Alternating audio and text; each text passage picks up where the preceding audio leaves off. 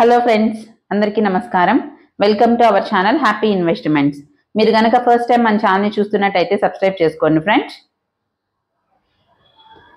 ఈరోజు ఈ వీడియోలో అయితే మనము HDFC bank Millennia credit card details అయితే తెలుసుకుందాం ఫ్రెండ్స్.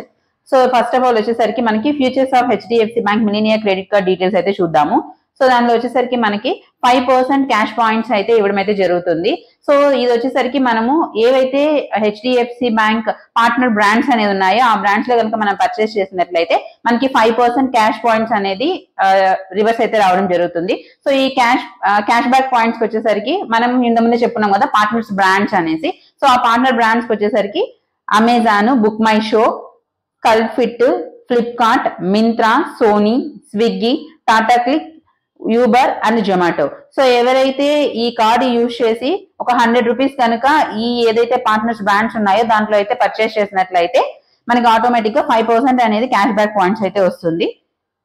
సో అలా కాకుండా మనకి మళ్ళీ ఇందులో వచ్చేసరికి మనకి క్యాపింగ్ అయితే ఉంటుంది ఫ్రెండ్స్. పర్ మంత్ కి మనకి 1000 క్యాష్ పాయింట్స్ వరకే అయితే రావడం అయితే జరుగుతుంది.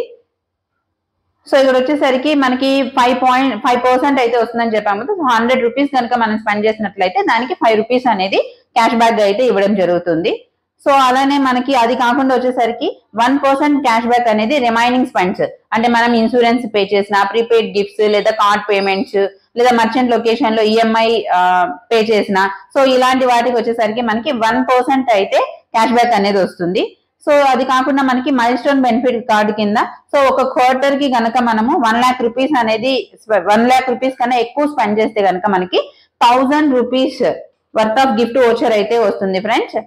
సో మనము జనరల్ గా వచ్చేసరికి 1 ఇయర్ కి 4 క్వార్టర్స్ ఉంటుంది కదా. సో ఒక క్వార్టర్ కి కనుక మనము మోర్ దెన్ 1 లాక్ కనుక ఈ బ్రాండ్స్ లో మనం స్పెండ్ చేసుకోగలిగితే మనకి వచ్చేసరికి 1000 వర్త్ ఆఫ్ గిఫ్ట్ వోచర్ అయితే వస్తుంది.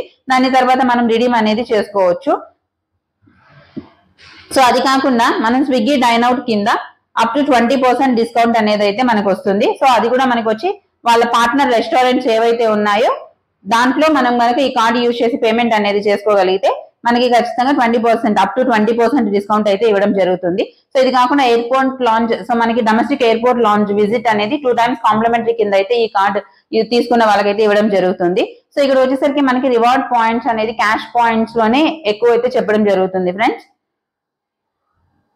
సో ఫ్యూయల్ సర్చార్జ్ వేవర్కి వచ్చేసరికి సో 1% అనేది మనకి సర్చార్జ్ వేవర్ గా అయితే ఉంటుంది. కాకపోతే ఈ 1% అనేది ఏదైతే మనం ఖచ్చితంగా మినిమం వచ్చేసరికి మనము 400 రూపీస్, అలానే మాక్సిమం వచ్చేసరికి 5000 రూపీస్ లోపల అయితే మనం పెట్రోల్ అనేది పట్టించాలి. సో అలా ఫ్యూయల్ అనేది మనము పట్టించుకున్నట్లయితే మనకి దాని మీద 1% అనేది సర్చార్జ్ వేవర్ గా అయితే ఉంటుంది. కాకపోతే దీనికి కూడా క్యాపింగ్ వచ్చేసరికి మనకి ఒక స్టేట్మెంట్ సైకిల్ కంప్లీట్ అయ్యేసరికి మనకి ఓన్లీ 250 రూపీస్ మాత్రమే దీని నుంచి వేవర్ అయితే చేసుకోవచ్చు. సో అలానే ఇక్కడ ఏదైతే జిఎస్టీ అనేది ఫ్యూయల్ సర్చార్జ్ మీద జిఎస్టీ ఏదైతే పడుతుందో దాని మీద అయితే వేవర్ అయితే ఏమీ రాదు ఫ్రెండ్స్. సో మనకు వచ్చి ఏదైతే అమౌంట్ పే చేస్తున్నామో దాని మీద మాత్రమే 1% ఫ్యూయల్ సర్చార్జ్ వేవర్ అయితే వస్తుంది. అది కూడా మనకి ఒక స్టేట్మెంట్ సైకిల్ వచ్చేసరికి 250 రూపీస్ మాత్రమే వస్తుంది. సో నెక్స్ట్ వచ్చేసరికి welcome and renewal benefit. So ఈ వెల్కమ్ అండ్ రెన్యువల్ బెనిఫిట్ వచ్చేసరికి మనకి వెల్కమ్ గిఫ్ట్ కింద ఏదైతే మనం పేమెంట్ అనేది చేస్తున్నామో, ఐ మీన్ జాయినింగ్ ఫీ అనేది ఏదైతే మనం పే చేస్తున్నామో సో అంత అమౌంట్ అయితే మనకి గిఫ్ట్ వోచర్ కింద అయితే వచ్చేస్తుంది. So cash points validity, so ఇంత ముందే చెప్పుకున్నాం కదా మనం స్పెండ్ చేసినప్పుడు మనకి క్యాష్ పాయింట్స్ వస్తుంది అని.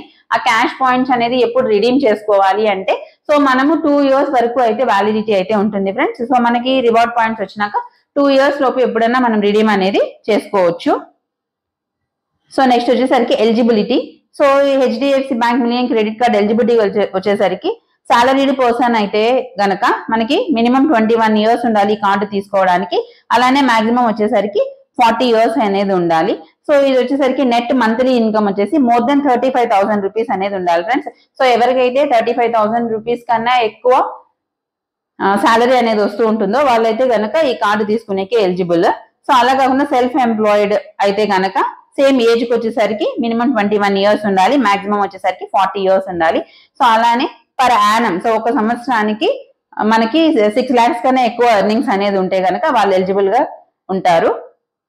సో నెక్స్ట్ ఫీజుకి వచ్చేసరికి జాయినింగ్, అలానే మనకి జాయినింగ్ ఫీజు వచ్చేసరికి మనకి 1000 రూపీస్ ప్లస్ ట్యాక్సెస్ అనేది ఉంటుంది. అలానే రెన్యువల్ ఫీజుకి వచ్చేసరికి కూడా మనకి 1000 రూపీస్ ప్లస్ ట్యాక్స్ గా ఉంటుంది.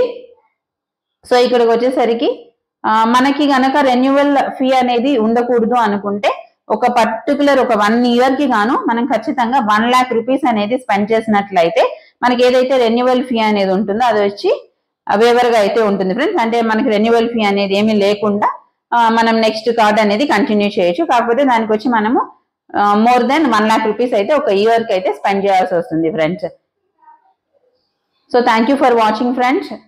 మీకు ఈ వీడియో కనుక ఇన్ఫర్మేటివ్ అనిపిస్తే లైక్ చేయండి, షేర్ చేయండి, సబ్స్క్రైబ్ చేసుకోండి. Thanks for watching.